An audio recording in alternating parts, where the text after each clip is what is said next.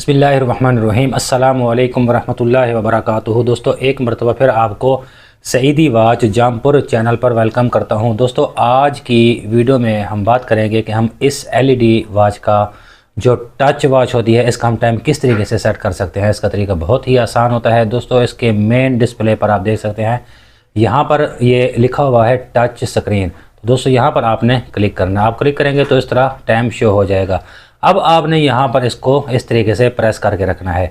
दोस्तों यहाँ पर आप देख सकते हैं इसके घंटे हरकत करना शुरू हो गए हैं।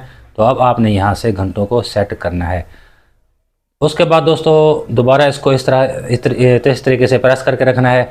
तो दोस्तों यहाँ से आपने मिनट्स को सेट करना है। उसके बाद फिर दोबारा इसको प्रेस करके रखना है, इसको छोड़ देना आपने, दोबारा इसको प्रेस करके रखना है। तो दोस्तों यहाँ से आपने मंथ को सेट करना है। मैं इसको 10 कर देता हूँ। दोबारा इसको इस तरीके से प्रेस करके रखना है। तो दोस्तों यहाँ पर डेट को आपने सेट कर लेना है। मैं इसको 20 कर देता हूँ।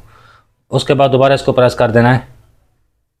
तो यहाँ पर आप देख सकते हैं इसका मेन डिस्प्ले जो है, इसका मेन टाइम यहाँ पर शो हो चुका है। तो दोस्तों आप किसी भी एलईडी वॉच का जो टच वॉच होती है उसका आप इस तरीके से टाइम कर सकते हैं।